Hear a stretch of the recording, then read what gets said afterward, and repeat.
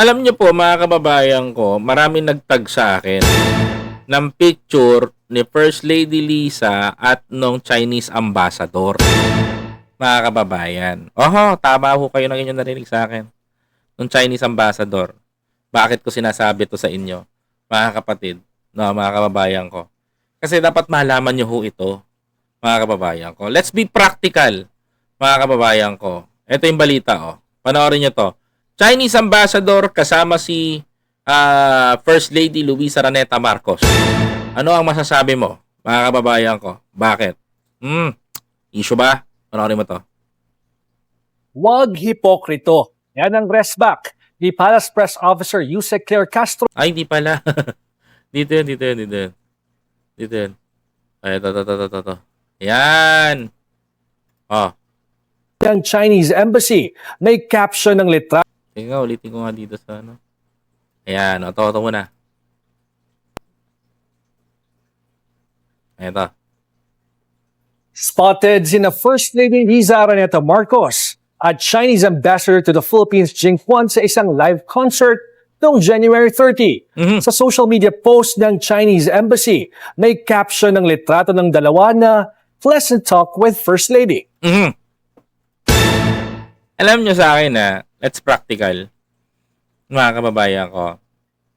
Hindi ako magagalit kasi baka isipin ng mga DDS inaaway ko ang unang ginang.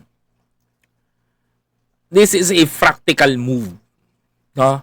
Napaka-practical ng ginawa ni First Lady dito. We know na ang mga ambassador ay pinupuntahan ng mga kaalyado ng kanyang bansa. Alam naman natin na kaalyado ng China, ang mga Duterte. Mga kababayan ko, explain ko na sa inyo yan. But, sa ginawa ni First Lady Lisa, that is a professional way. No? Pinakita niya lang, mga kababayan ko, na hindi lang mga Duterte ang may kakayanan. Nauna lang kayong hinarap kasi kayo ang kaalyado. Pero naunang humarap yan at nag-courtesy call kay Pangulo. Hindi lang masyadong pinatok sa publiko. Okay? Tandaan nyo to. Alam mo mga DDS, ang conclusion, ang sinasabi nila, mas naunang hinarap ang mga Duterte kaysa sa mga kay Pangulong Bongbong Marcos. Tanga ba kayo? O talaga nagtatanga-tangahan kayo? Una sa lahat, pag pumunta ang isang ambassador sa bansa, dediretso yan. Magka-courtesy call yan, number 1, sa nakaupong presidente, which is President Bongbong Marcos. To have a respect sa ating kagalang-galang na His Excellency, President Ferdinand Bongbong Marcos Jr. Doon siya unang haharap. Hindi po sa mga Duterte, hindi kay Sara Duterte, hindi kay ganito, hindi kay ganyan. Siyempre, yung napansin nyo, yung ginawa ng mga senador, kita nyo naman, sila ang pumunta doon at nag-courtesy call sa Chinese government. Yun ang literal na lumuhod, mga kababayan ko. But I'm not saying that this Chinese ambassador is lumuhod kay Presidente. No. Obligasyon ng Chinese ambassador na mag-courtesy call kay President Bongbong Marcos because the President Bongbong Marcos is the President of the Republic of the Philippines. So ngayon, yung ginawa ng mga DDS senators, yun ang literal na pagluhod sa China, mga kababayan ko. Now, the issue is, kinikita daw nila si First Lady Lisa kasama si Chinese Ambassador, mga kababayan ko, trabaho po ng unang ginang yan. Okay? To have a socialize together with the ambassadors. Okay? There is a event here in Intramuros, mga kababayan ko, kung saan doon ko nakita si Chinese Ambassador Wang Shilian together with the First Lady. Okay? Sabay sila nagkwekwentuhan, they are chatting together, have fun, and ando kami, may picture kami doon, and nakita ko, ang trabaho ng unang ginang is to entertain the ambassador. Kasi mga kababayan ko, yun ang i-report ni ambassador sa China. Oh, we are been together with the First Lady Lisa. Pinakita niya sa akin yung kultura ng Pilipinas. Pinatin niya ako sa ganito. Yun ay susumbong niya dun sa China. ng ambasador, sa makatuwid yung na ikikwento ng ambasador doon sa kanyang presidente. Pinakita ni Unang Ginang, because there is a report, mga kababayan ko. Pinakita niya kung paano pinagsama ang Chinese culture sa Pilipinas sa ganito. Pinakita ng Unang Ginang, pinangunahan niya, mga kababayan ko. 'Di ba? Alam mo yung ginagawa ni First Lady Lisa, ay yun yung ginagawa ni First Lady Imelda.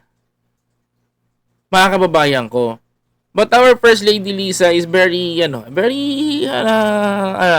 New Yorker. No?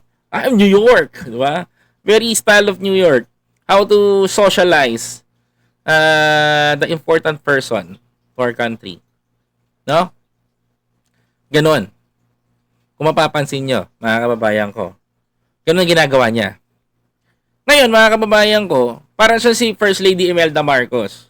Si First Lady Imelda Marcos, because there is no social media during the panahon nila, so the First Lady is going to New York, going to China, meet the ambassadors, meet the president, and showcase the Philippines. You can come to the Philippines and invest. Ganun ang ginagawa niyan, mga kababayan ko.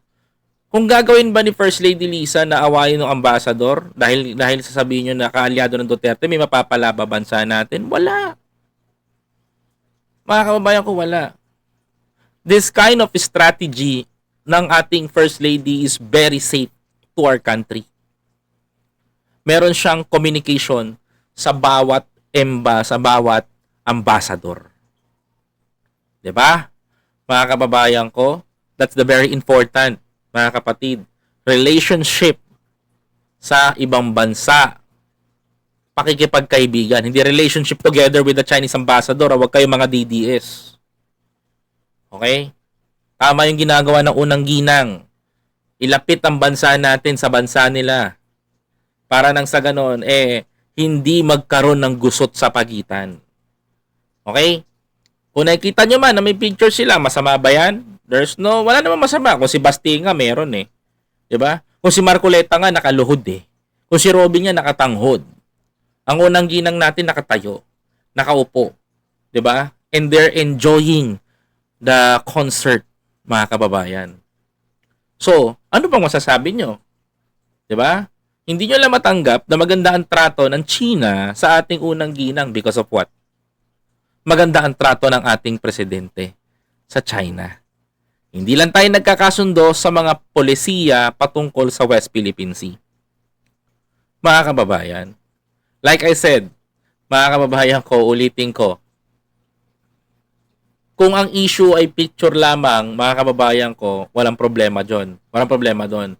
Pero kung ako tatanungin nyo, mga kababayan ko, ito yung safe way na ginagawa ng Unang Ginang upang hindi makaladkad ng mga